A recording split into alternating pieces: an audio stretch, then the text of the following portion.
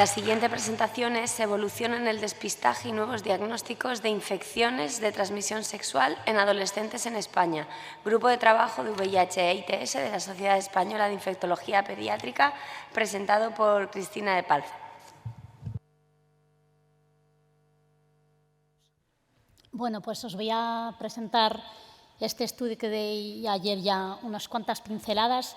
Y bueno, llevamos hablando de ITS toda la tarde y casi 2 días enteros y estamos todos concienciadísimos de que algo tenemos que hacer, pero es verdad que esto que pasa en la población general pues pasa en adolescentes y con más fuerza, ¿no? Porque aunque son solo el 5% de la población, los de 15 a 19 años, aunque adolescentes también son más jóvenes de 15 años, representan hasta el 13% de las infecciones de clamidia y el 7% de gonococo. Y esto por factores muy diversos, como son factores biológicos que hacen, por ejemplo, que la clamidia sea más fácil de infectarse una mujer joven o una mujer adolescente, como son también factores del acceso difícil al sistema sanitario, a pesar de que sea gratuito para muchos adolescentes, pero también los hay en situación irregular, para los que el acceso no es tan fácil.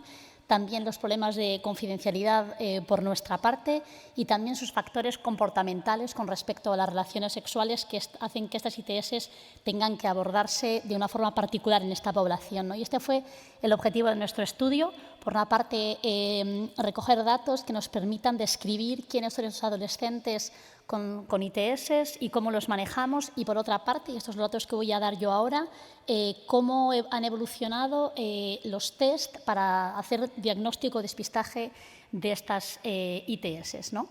Nos juntamos dentro del grupo ITS-VIH de la Sociedad Española de Infectología Pediátrica 9 centros de 5 comunidades autónomas que veis aquí representados en el mapa y decidimos recoger los datos de los últimos 5 años, 2018 a 2022, de la franja adolescente según lo que define la OMS, de los 10 a los 19 años incluidos, y recogiendo los datos desde microbiología para poder tener un panorama más global de lo que estaba pasando en nuestras regiones. Y estos, en la mayoría de los centros, incluían los datos tanto del hospital como de los centros de salud del área que le correspondía, y en algunos de los centros, como es Drasanas, por ejemplo, también eran los centros de los adolescentes que ellos están viendo.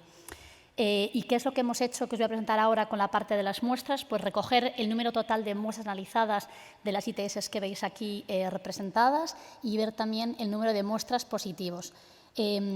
Deciros que durante todo el periodo del estudio participaron 9 centros, pero que hubo un centro que se añadió a partir del 2020 y otro centro que se añadió a partir del 2022. Veis que representan un número pequeño de las muestras, con lo cual no será muy significativo en los resultados.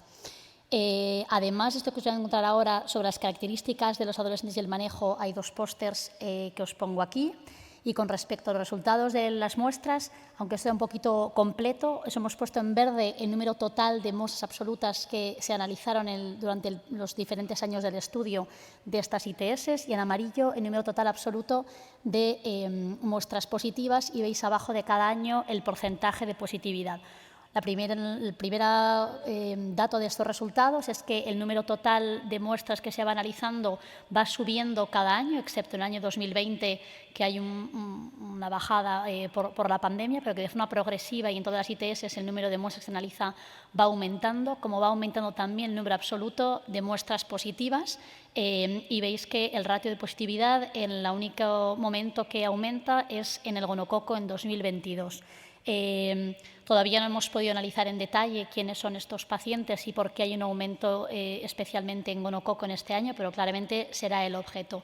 Y con respecto a cómo interpretamos todo esto, pues nos faltan luces que a lo mejor nos podéis aportar, porque podíamos pensar que a lo mejor el hecho de que la PrEP se hubiera instaurado durante los últimos años de este estudio ha tenido algo que ver en este aumento de muestras, pero la realidad es que en nuestro estudio había simplemente un adolescente usuario de PrEP, y así que esto no parece que sea mayoritario, y podríamos pensar a concienciación, pero la realidad es que el ratio de positividad no ha bajado cuando han aumentado el número de muestras realizadas, con lo cual tampoco debe ser eso. Probablemente es que la situación de sospecha o de situación de tener que hacer un cribado de ITS sea más frecuente en nuestras consultas.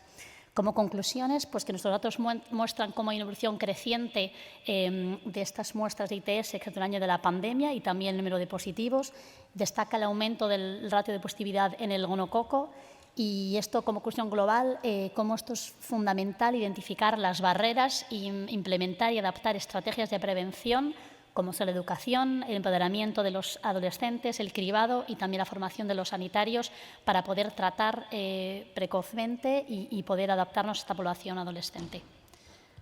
Quería agradecer al grupo de trabajo en general, somos muchos, he puesto aquí a las pediatras que tiramos más del carro, pero por supuesto que en todo esto se meten los micros con nosotros en el carro y muchos otros especialistas de ginecología y de adultos que ya hemos contactado y con los que vamos a seguir trabajando.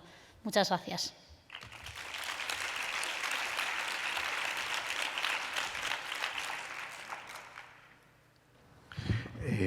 Enhorabuena. La verdad es que en la sesión del otro día no hubo oportunidad de hacer muchas preguntas, pero que realmente el foco de la atención eran los adolescentes, con lo cual te felicito por este trabajo. ¿Cuáles los datos de chemsex en esta población? No hay mucha información. ¿Tienes información sobre eso? Y si te parece, quiero hacer un pequeño comentario. Pues tenemos una dificultad y es en la mirada retrospectiva, pues hemos podido recoger la información que está en la historia clínica, ¿no? Entonces es verdad que hay en algunos, cuando se ven en la consulta de VIH, cuando se ven en Drasanas, esas preguntas están recogidas, cuando se le ve en urgencias, cuando se le ve en primaria, esa pregunta no existe, con lo cual, desgraciadamente, los datos que tenemos son muy poco representativos, por así decirlo. Lo dejaste implícito en lo que comentabas ayer, pero un poco como lo que ha presentado Jorge Valencia. ¿Tú crees que esta población, si hay alguna diana particularmente donde tiene indicación el cabotegravir inyectable, quizás sea en esta población? ¿No? Totalmente. Os lo decía el otro día, cuando vemos los métodos anticonceptivos, ningún adolescente recibe la píldora de toma diaria. Las que los ginecólogos exponen las inyecciones de varios meses o los implantes que duran varios años. Y eso parece que está claro, pero ¿qué opinas tú de la doxipep, como ha presentado Rosario hace un momento? Estas personas que recurren a la anticoncepción post-coital, ¿crees que la doxipep, o sea, al darles una dosis de doxiciclina después de la relación de riesgo, podría tener alguna cabida en esta población? Claramente, los adolescentes tienen más miedo de quedarse embarazados que de infectarse y en cierto modo, lo puedo casi medio entender, pero claramente creo que es diferente la doxipep, como dices tú, como si fuera la anticoncepción de urgencia, ¿no? Complementaria a intentar, yo me intento no infectar, pero oye, si me ha pasado esta relación de riesgo, pues por lo menos tengo la doxipep, creo que es más fácil que la utilicen que en prevención. Bueno, gracias por el trabajo, porque es excepcional la línea en adolescentes, muy importante. ¿Todos los testeos se han hecho en pacientes con síntomas o síndromes o tenéis cribados en asintomáticos?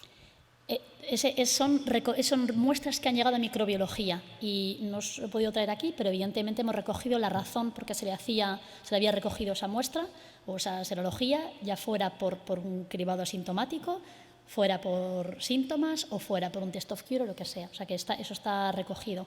Te puedo adelantar que hay muchos menos asintomáticos que lo que nos ha enseñado Santa Rosario. Muchos menos asintomáticos. Muchas gracias.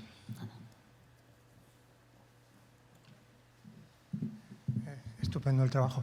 En adultos hay una clara diferencia entre la incidencia de ITS en varones que tienen sexo con otros varones y en sujetos varones heterosexuales. ¿Tenemos datos en esta población de niños o chicos que tienen sexo con otros chicos? Pues os lo vamos a decir, pero es verdad que hay una parte de esta actividad sexual que es que faltan los datos, porque lo decía antes, ¿no? Que en algunos tipos de centros se les atiende, esta información se recoge muy bien, pero eso, ¿no? En atención primaria o a lo mejor en urgencias que vas corriendo se ha recogido mucho menos. Pero en los adolescentes lo que vemos es mucho más representación de las chicas, probablemente por infección por clamidia, en la que tienen más peso. O sea que al final, cuando hemos recogido los pacientes, los adolescentes con infección por ITS, había un reparto mitad-mitad de nacido mujer o nacido hombre. Pues muchas gracias, Cristina. Estupenda presentación.